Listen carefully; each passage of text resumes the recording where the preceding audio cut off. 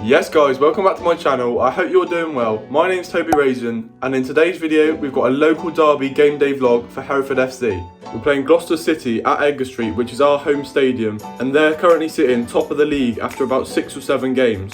So obviously this is a massive game, playing top of the league and it's a local derby. And in today's video I'm going to take you through all of my match preparation, all the behind the scenes around the ground, and also the match highlights as well. Let's jump straight into it. I'm going to go get some breakfast.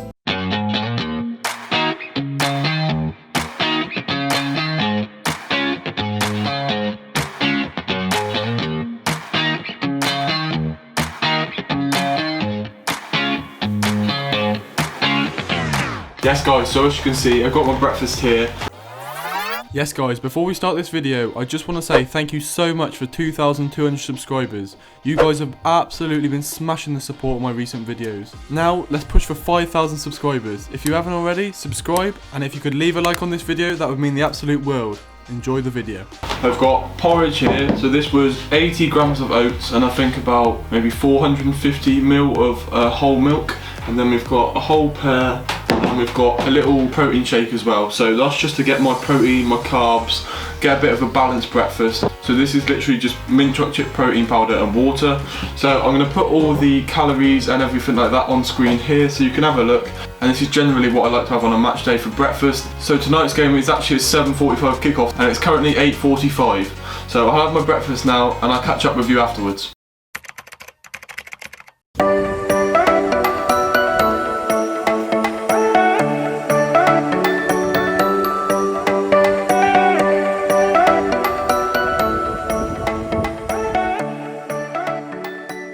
Yeah, I'm just on my walk now. It might be a bit windy, so I'm not sure what the audio is like, but I just thought I'd talk to you about something that came up in the comment section of one of my last videos. So if you saw my last game day vlog, which was the away day at Blythe Spartans, where we went 3-0 on the road, I'll link it up there if you haven't seen that already. But there's a guy who put in the comment section how to deal mentally with not being in the squad. So I travelled all the way up there, so it was like 5 hours there, 5 hours back on the coach, and I wasn't actually included in the match day squad, so I was a travelling sub basically. And all the guy wanted to know was like how you deal with that mentally, and I thought it was a really good question. And I think for me, I don't really get too frustrated by it because I think it's all part of a process. Like, you've got to stay patient, you've got to wait for your opportunity, and you all might be wondering, like, you're doing all the preparation, like you're getting ready for the game, like so detailed, even though you might not even be like on the bench, like you're not starting, let alone might not even be on the bench. So when we find out the squad the day before the game, there's always 7 subs included in the squad list, but on the actual game day only 5 are allowed on the bench in the Vanarama National North, which is the league that Hereford play in. So it always means that 2 subs are actually left out and not named on the bench and actually can't come on. So you do all the warm up and stuff and then you're not included. So for me, the way I think about it is, I listened to a really good podcast, which was the High Performance podcast, and Phil Neville was on there, who used to play for like Man United and like Everton, and he spoke about like how there was this one time where he got dropped to the bench, and then the guy that played in his position broke his leg after 2 minutes in the game, and it was the one time that he hadn't prepared properly. And then he had to come on like 2 minutes into the game, and then in the 90th minute it was his fault for the goal that cost Man United the win. So I think that's just the principles that I think about. So for me, just prepare as best you can, whatever the situation, because something mad could happen. Like, I could be a travelling sub, then the guy gets injured in the warm-up, which means I get put on the bench, and then the guy gets injured or somebody gets sent off during the game and I have to come on, and I've got to be ready for that. If I'm thinking, oh, I'm only a travelling sub, I don't need to prepare properly, like, and then that happens and I get put into the game, then I'm going to be not in the right frame of mind. I might be panicking, I might be thinking, oh, I haven't prepared properly, and like I haven't had the right foods, all of that stuff. So for me, if I know I've done all of my preparation right and I get thrown in at the deep end in that situation, I'm confident in my preparation, and then it's my time to shine and earn that place. Do you know what I mean? So whatever the situation, whether I know I'm a sub, I'm a travelling sub, whether I'm starting, I'll always prepare in the exact same way, mentally, just getting in the right place, eating the right foods, doing all the right stretching, that sort of thing. So yeah, that's how I approach a game day, whether I'm starting, on the bench, or a travelling sub. So I hope that makes sense, and I hope that answers some of the questions that you guys might have about why I'm preparing so detailed, even though I might not even be included in the squad. So yeah, I'm going to carry on with my walk now. So yeah, all I'm doing is just a little 15-minute walk after breakfast, just to get my legs moving, get a bit of blood flow, that sort of thing. So I'm going to carry on with my walk now, and I'll see you when I get home later.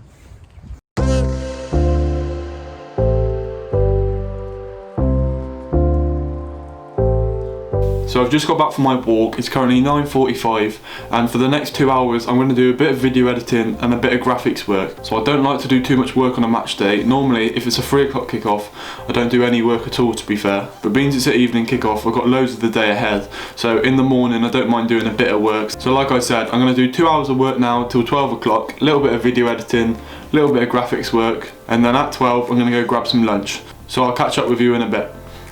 Yes guys, so I'm just doing a bit of editing now. It's about 10:30 and I've just got a little snack. So what I've got is, I've got some grapes in here, and then I've also got my favourite, which is apple and peanut butter. So these are my little snacks I have about mid-morning between breakfast and lunch. So if you're wondering what I eat between meals on a game day, I've got a little bit of apple and peanut butter and some grapes as well. I don't always have the same thing, it's just an example of what I'm having today.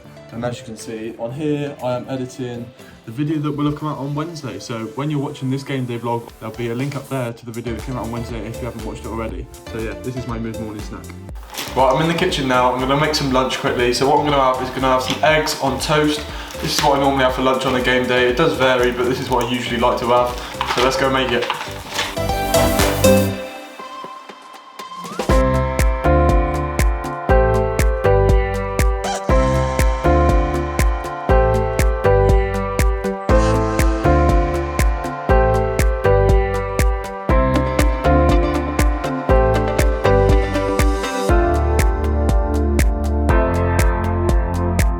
Yes guys, so I've just done another hour of editing after lunch. It's currently 2 o'clock now, and now it's time to get in the zone for the game. I've done all my work for the day, done a couple of hours of editing and graphics work, but now it's time to get in the zone for the game. So what I'm going to be doing now is probably about 45 minutes of game analysis. So firstly what I'm going to do is watch the opposition preview of Gloucester that we do as a club. I'm going to watch that through again. We watched it at training the other day, but I'm going to watch that back. And then I'm also going to watch 30 minutes of just analysing like Virgil van Dijk, just watching some of his best bits, and then analysing little bits of his game as well. I just like to do that to get in the right frame of mind for the game. And then after that, I'm going to do a bit of foam rolling, get my kit bag ready, and then grab a shower just to freshen up. So I'm not starting tonight, I know that already. So like I talked about earlier in the video, I'm not starting tonight. I don't even know whether I'm going to be on the bench or not. I could be on the bench, I might not be on the bench. I don't know until I get there. So the thing is, you've got to prepare properly. Like I said earlier, something might happen and I might get thrown in the deep end after 5 minutes. So I like to always be ready on my game, preparing the right way, eating the right way. So that's what I'm going to do now. I'm going to go and do this analysis for about 45 minutes, and then I'll catch up with you afterwards.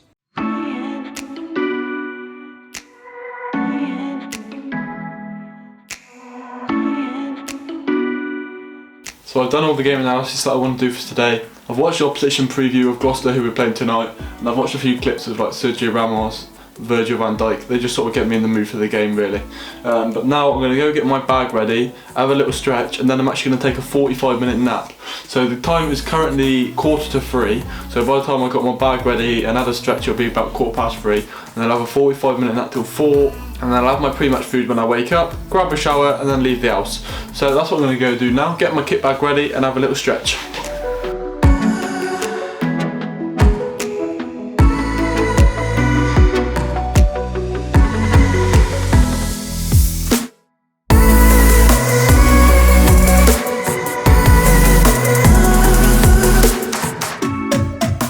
So we've just had a little stretch and foam roll. Now I'm going to have a little nap. It's 3:05 now, so I'm going to have about 45 minutes sleep. And then I'll get up, finish packing my bag, have a shower and have my pre-match meal as well. So I'm going to have a little sleep now and I'll catch up with you afterwards. Just woke up from my nap, boys. It's 4 o'clock now. I'm going to go jump in the shower. Yes guys, so I got pre-match here. So what we've got is, we've got the chicken, the sweet potato and the broccoli. So I always have pre-match, and then we've got a little bit of fruit as well with the nectarine. And then also you've got to make sure you get a bit of medium Nando sauce on there as well. So I'm going to eat this up, watching a bit of TV while I do that. And then after we've ate this up, we're going to head off to the game. So let's get it. Yes guys, so I'm all ready to go now. I've had my pre-match, I've had my shower, I've got my bag ready. It's just after 5 now and I'm going to head to the ground. So I'll see you when we get there.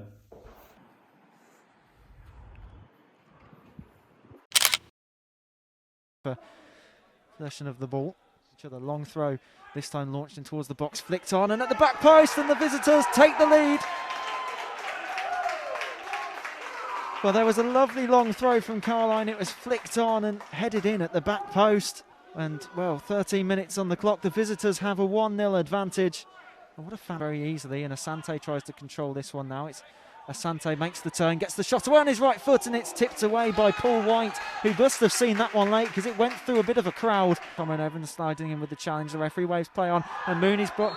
It looks as though the referee has pointed to the spot. Matt McClure was brought down just inside the area, and just like that, 32 minutes into the game, Gloucester have the opportunity from the spot to make it 2.